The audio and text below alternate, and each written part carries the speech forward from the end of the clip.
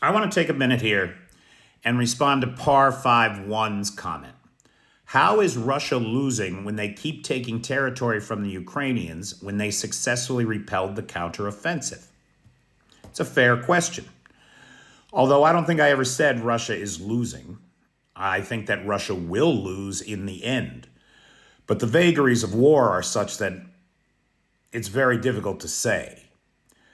However, we do know some things.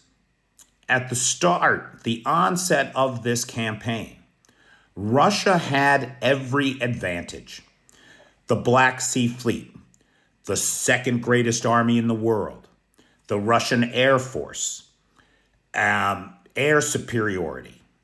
And yet, from their initial gains in Ukraine, they have lost 54% of the territory that they took. See all those areas in green up there? Those were all once occupied by Russia in 2022, and the Ukrainians drove them back.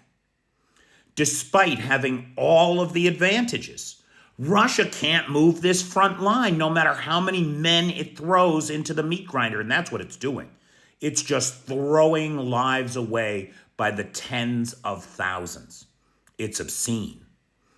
The Ukrainians, meanwhile, are strategically preserving the lives of their troops and countering the Russian offensives with technology. So much so that they liberated 44,000 square kilometers in the last year of the Black Sea. They've driven the Russian Navy into hiding over in Novosibirsk. They've sunk or destroyed a third of the Black Sea Fleet vessels, but because navies are measured by gross tonnage, it's over half because they're targeting the big ships, especially the landing ships. Russia had 13 landing ships in the Black Sea at the start of the war. Only 5 of them are now seaworthy.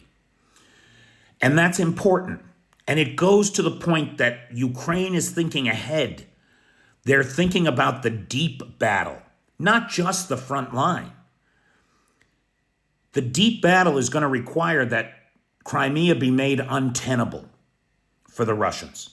That means that when the Kerch Bridge is taken out, which it will be, that the Russians don't have a way to resupply Crimea. So hitting the IL-76s and hitting the Russian landing ships is crucial because that will be the method of resupply to a Crimea under siege. That's not the only way they're winning. In terms of economies, the Russian economy is in a death spiral. Oh, I know in the short term it's doing okay. They've managed through extraordinary price control or currency controls to stabilize the ruble, with it having lost only about 15% of its value from the start of the war. It's not exactly on the road to collapse. But they've re-geared their economy for the production of war materiel. It's a wartime economy. Wartime economies are cannibalistic. They are big on production, but not on consumption. You make a shell and then you blow it up. It doesn't make you any money. It costs you money. And while there's a short-term economic gain in those areas of the Russian Rust Belt that have been re-energized for shell production, drone production, etc., the long term is that the Russians can't afford it. They're spending $4.4 billion a month out of the Sovereign Wealth Fund. At the current rate, they will be broke in 12 months. 12 months, that's what they got left. Putin is counting on a Trump win in the US. Well, that's ridiculous. That's never going to happen. Trump can barely get 50% of Republicans to vote for him in the primary. You think he's going to win over independents in a general? No way in hell. The Republican Party is fracturing, which is good because they're in Russia's pocket. It's a real problem.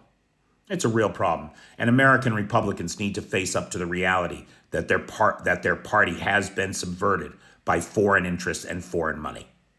That's the only way to explain the fascist, anti-American approach that they have taken to governance.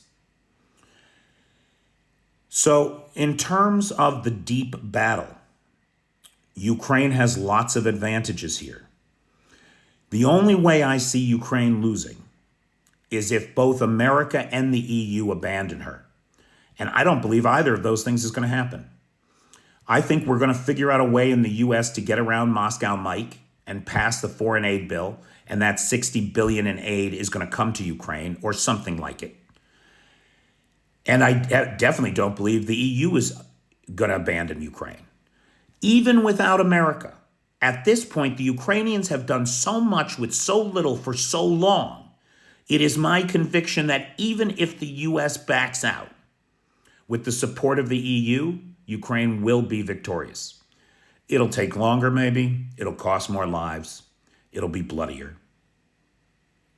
But they will not lose. The spirit of the Ukrainian people, forged in the crucible of this war, tempered like steel, is indomitable. And I cannot see any other outcome than Russia tearing itself apart at the seams. It's 1989 all over again, baby. Nobody could imagine that the Berlin Wall would fall in November of that year. No one could imagine that the USSR would just dissolve in front of our eyes. Right now, the diplomatic corps, the establishment, can't imagine a world without Russia. Well, they better start imagining it, because the chaos that ensues when the republics fracture will be unprecedented in recent history. But it's coming. It's coming. It's as inevitable as your next heart attack. It's coming. So that's my 2 cents, Par.